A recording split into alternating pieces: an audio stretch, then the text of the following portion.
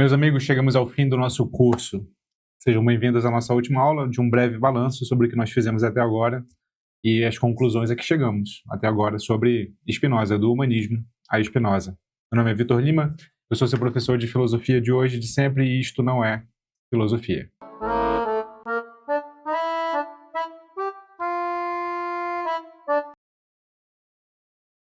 Eu estou aqui no concurso aberto e vamos fazer uma breve retomada aqui. Qual que era o plano inicial do curso? Se a gente baixar a ementa aqui e abrir, a ideia inicial era ter quantas aulas aqui? Módulo 1, 8 aulas. Módulo 2, mais 1, 2, 3, 4, 5, 6, 7 aulas. E o módulo 3, 1, 2, 3, 4, 5, 6, 7 aulas também. Certo? E aí o cronograma era esse. A gente começou em julho, no dia 15, e a ideia era terminar no dia 9, que é exatamente hoje, no momento em que este vídeo vai ao ar. Certo? Acontece que houve duas ocasiões em que nós precisamos adiar a aula. Duas ocasiões. Eu não me lembro exatamente quando, mas foi por volta de novembro. Isso comprometeu o cronograma inicial. A aula de Tratado Teológico Político teve que ter, para ficar no cronograma, colocada em uma só aula, e as 3 aulas de ética ficaram em 2 aulas. Então foi isso que mudou aqui. A gente está terminando no dia 9, mas porque a gente adiou 2 aulas aqui, a gente suprimiu 2 aulas aqui, mas foi sem prejuízo do conteúdo, penso eu. Acho que a compreensão do que é o Tratado Teológico Político e a sua proposta, e o que é a ética e a sua proposta, estão aí. E que a gente está fazendo o panorama. Eu penso que, para fazer um panorama consolidado, a gente precisa voltar para essa tabela aqui. Essa tabela foi a primeira aula do primeiro módulo. Lembra que eu propus essa tabela aqui? Então, eu propus aqui uma visão de modernidade filosófica, deixei de lado os sociólogos. Em ascensão da modernidade, auge da modernidade, transição da modernidade e modernidade tardia, né? Período de crise. Então, na ascensão, renascimento do humanismo, por isso do humanismo a Spinoza, reforma protestante, revolução científica, são as três grandes fraturas na tradição ali, né? O auge, racionalismo, empirismo, jansenismo, libertinismo e iluminismo, certo? Ali nas figuras de Descartes, Spinoza, Leibniz, como os grandes racionalistas, empiristas Hobbes, Locke, Berkeley e Hume, jansenistas Cornelius Jansen, que é quem funda, e o Pascal, libertinismo Lametrie, Diderot, Sade, iluminismo Voltaire, Diderot, Rousseau, síntese crítica Kant, historicismo hermenêutica Vico, Dilthey e Schleiermacher, idealismo alemão Fichte, Schelling e Hegel. E tem romantismo, Novalis, Schlegel, pessimismo Schopenhauer, proto-existencialismo Kierkegaard e Nietzsche, materialismo histórico Marx, psicanálise Freud. Nós temos cursos sobre todos eles agora, no núcleo de formação filosófica, com exceção de um, Freud. Todos eles aparecem agora no nosso núcleo. Freud não. Quem sabe nós chamamos um professor especialista em Freud para ministrar um curso do grande psicoterapeuta do século XX. Mas o nosso intuito era chegar no Spinoza, né? Nesse carinha aqui. Esse carinha aqui, cadê? Nesse cara aqui. E aí a gente partiu do humanismo para chegar até nele. E aí o projeto foi, lembra? A gente pode resumir o projeto. O que é o Renascimento? O Renascimento é uma ênfase no antropocentrismo em contraposição ao teocentrismo da Idade Média. Mas é uma ênfase ao antropocentrismo de cunho místico-religiosa também. Porque aqui, Aristóteles, como era monopólio das universidades, passou-se a reivindicar Platão e o platonismo numa tradição um tanto quanto diferente. Renascimento e humanismo têm uma forte vinculação mística no início da modernidade. A reforma protestante é uma desvinculação da Igreja Católica como hegemônica cultural uma reivindicação de interpretação da Bíblia sem intermediários institucionais, no primeiro momento, e, a longo prazo, sem intermediário algum. Revolução científica é a ideia de que o conhecimento racional por excelência é o conhecimento empírico e matemático, que faz a nossa cabeça até hoje. É assim que nasce a modernidade, com uma ruptura com o teocentrismo, uma ruptura com a Igreja Católica como hegemônica e com uma proposição de que o conhecimento racional por excelência, o conhecimento científico, é antes de tudo empírico-matemático. O auge clássico da modernidade acontece com o iluminismo, mas com tensões internas, né? Filósofos de um lado e de outro, que enfatizavam mais o conhecimento como nascendo na empiria e o conhecimento como resultado de cadeias lógico-dedutivas, Spinoza aqui envolvido. Filósofos enfatizando no aspecto decaído da natureza humana, como é o caso do jansenismo. Filósofos reivindicando o livre pensamento e a crítica à religião, como é o caso dos libertinos. E filósofos propagando a visão científica de mundo e a crítica às instituições, como é o caso dos iluministas. O Kant é o ápice do iluminismo, faz a síntese e faz com que a razão se volte contra a própria razão. O Kant é quem insere a cisão moderna entre, de um lado, o campo humano da liberdade e, de outro, o campo do mundo, da causalidade estrita. Esse abismo é tentado ser resgatado pelo próprio Kant, só que ele não consegue, ninguém acredita nele. Advém, então, os movimentos posteriores do século XIX na tentativa de religar o homem, o campo da liberdade, com a natureza, o campo da causalidade estrita. E vem o historicismo, a hermenêutica com Vico, Dilthey, Schleiermacher, o idealismo alemão, Fichte, Schelling e Hegel, que tentam analisar o homem da perspectiva histórica e partindo da premissa de que a realidade não é material, mas sim não material. Vem os românticos, que reivindicam o papel da criação e do sentimento, e menos da razão e da razão procedimental. Schopenhauer, o grande pessimista, fortemente influenciado pelo idealismo alemão e por Kant.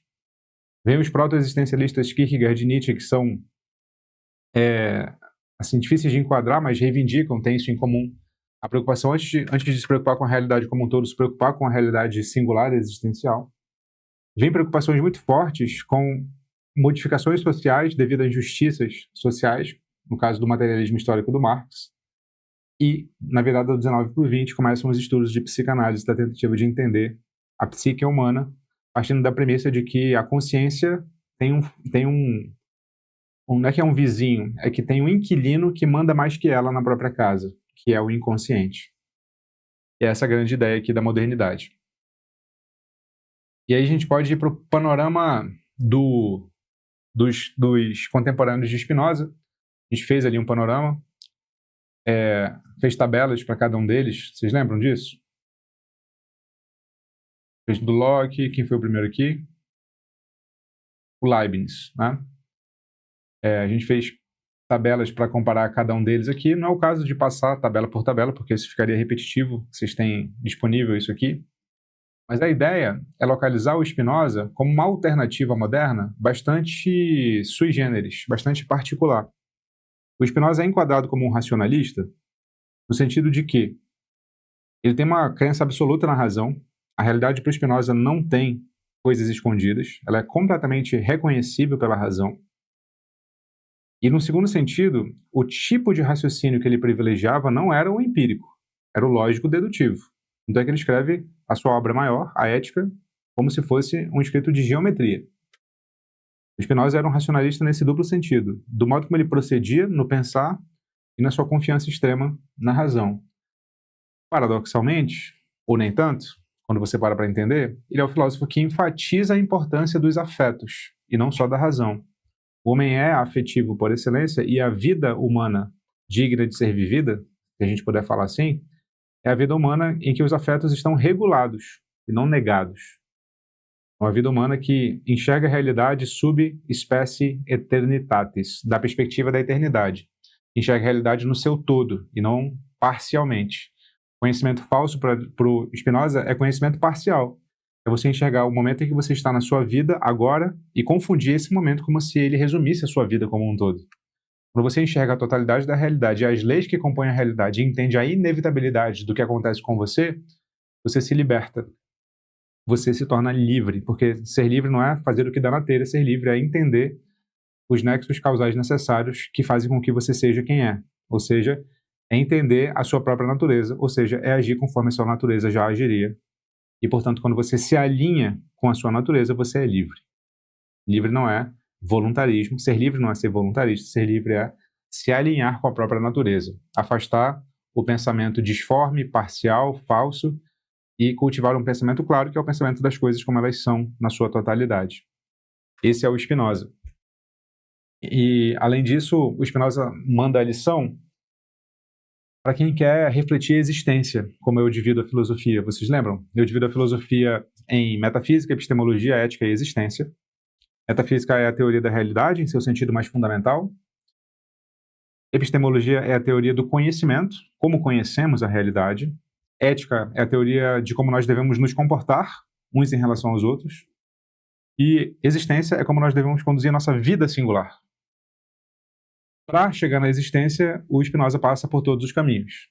Ele adota uma concepção metafísica de realidade única, igual a Deus, a natureza, tira o voluntarismo de Deus. Spinoza é nesse sentido, deísta, acredita em Deus, só que esse Deus não é pessoal, ele não está nem aí para a gente. Nessa perspectiva, ele lança uma concepção de conhecimento, que é ter clareza dessas cadeias causais que compõem a realidade no seu todo e não na sua parte. Conhecimento falso para o Spinoza é conhecimento parcial. A partir daí ele tenta elaborar uma ética que com base num princípio comum a todo ser, que é o princípio de perseverar na sua própria existência, conatos. Como todo ser tem esse princípio de perseverar na própria existência, a partir daí é preciso entender, então, que tipos de afetos, que tipos de movimentações fazem com que essa existência se potencialize e que tipo de movimentações fazem com que essa existência se enfraqueça. Uma vez entendido que, digamos assim, essa economia dos afetos compõe cada ser humano, é preciso entender que essa economia dos afetos também é diferente em cada indivíduo. E, portanto, não existe um parâmetro apenas para o certo e o errado, em termos de sociedade. Isso é levado a tal ponto que, no Tratado Teológico Político, quando ele vai teorizar a política, ou seja, a organização social, ele vai dizer que, por que no estado de natureza o conatus é a regra, ou seja, o perseverar no próprio ser é a regra, e o homem, não tendo que seguir lei alguma, uma vez que não tem estado, não tem certo e errado, as pessoas tendem a colidir umas com as outras na perseverança de permanecer na própria existência. Portanto, é do interesse delas, e é por isso que elas agem, que elas submetam-se a um soberano que cuide dos conflitos, que medeie os conflitos. Elas abdicam do estado de natureza para entrar num estado racional, em que o soberano regulamenta as regras. Esse soberano pode ser um monarca, pode ser um grupo oligarca ou pode ser uma democracia. Spinoza tende para a democracia, porque a democracia, segundo a concepção da qual ele parte, é um tipo de governo em que é menos provável um tirano ascender ao poder e que é menos provável uma parte da população, uma vez envolvida no processo político, fazer com que decisões irracionais prevaleçam. É uma concepção tanto quanto otimista de democracia. Na prática, a gente pode muito questionar o Spinoza para ver se isso acontece ou não acontece, mas de fato é isso que ele propõe. Ele propõe fortemente, no final do Tratado Político, a liberdade de expressão, a liberdade de pensamento, embora Spinoza não seja propriamente um defensor do Estado laico. Ele vai ser um profundo denunciador do Estado religioso com base na irracionalidade, na superstição, no medo ou na esperança. Mas ele vai ser um propositor da vinculação entre Estado e religião, desde que se entenda a religião não como essas práticas datadas histórico-socialmente, mas práticas e princípios racionais que qualquer um adotaria mesmo que não acreditasse. Por exemplo, justiça e caridade. Nesse sentido, o Estado é responsável pelas práticas religiosas públicas para garantir que essa visão prevaleça e não visões sectárias particulares. Mas o âmbito individual, o âmbito do pensamento, o âmbito da devoção individual, esse é praticamente inexpugnável e deve ser mantido para que os homens permaneçam pensando livremente, se manifestando livremente, até porque a manifestação livre é o que assegura o progresso e o melhoramento do próprio Estado, da própria sociedade. Então é aí, nesse momento, que ele chega na sua concepção política, partindo de uma concepção metafísica. No Spinoza não há livre-arbítrio, mas há liberdade. Porque livre-arbítrio significa fazer o que dá na sua telha, ser um voluntarista, não seguir nexo de causalidade algum. No entanto, isso é impossível no Spinoza. A realidade é composta de um nexo de causalidade do qual você não pode fugir. No entanto, porque ele faz parte da sua natureza, segui-lo não significa não ser livre. Porque natureza, na concepção mais própria, indica aquilo que você deve fazer por conta própria, sem depender de fatores externos. Portanto, quando você obedece à sua natureza, você está sendo livre. Você não está sendo livre quando você não obedece à sua natureza, indo de encontro a ela.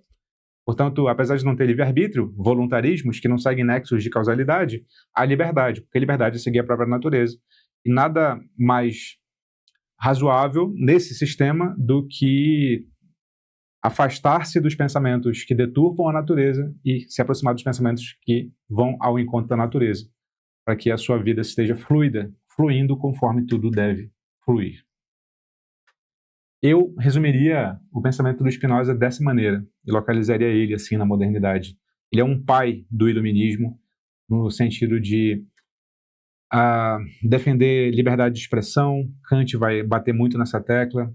Ele é um pai do Nietzsche. O Nietzsche menciona em cartas que Spinoza é um grande precursor de parte de suas ideias. Spinoza é muito retomado em psicoterapias psicanalíticas atuais, porque ele faz uma metafísica da imanência. Uma metafísica no sentido de... ele tem uma concepção da realidade, no seu sentido mais abrangente. E, portanto, é uma metafísica. Imanência porque ele não pressupõe um mundo transcendente, um mundo outro além do mundo natural. E essa metafísica da transcendência ou da imanência é muito cara a nós pós-modernos, a nós moradores de sociedades industriais, a nós que não acreditamos mais em metanarrativas, como dizia Lyotard. Nós queremos um filósofo que nos salve na imanência, porque a transcendência já foi há muito tempo. E o Spinoza, portanto, é muito retomado por pessoas que vivem no nosso tempo histórico. Se o sistema dele é logicamente coeso e livre de falhas graves, isso é uma discussão. Eu acho que tem algumas falhas, a começar pelo tipo de raciocínio racionalista que ele utiliza, baseado em axiomas, primeiros princípios, postulados e menos em observação empírica. Isso é uma acusação que poderia ser direcionada ao Spinoza, mas fora parte as críticas, eu penso que é um sistema bastante contundente e inteligente, principalmente no período histórico em que ele morava. Ele habitava, né, o século XVII, 1600 e alguma coisa. Meus amigos, eu quero que vocês coloquem aqui nos comentários qual foi o maior aprendizado de Spinoza para a vida de vocês. Vou ficar muito feliz em ler. Não se esqueçam, vocês são o que pensam. Eu estou aqui para ajudar vocês a pensar melhor. Semana que vem não tem aula. Nesse momento eu estou ausente. Eu explico numa live depois por que eu fiquei ausente. E aí a gente conversa sobre o futuro aqui da nossa escola. Combinado? Um beijo, um abraço e, como sempre, fiquem com Sócrates e com Spinoza.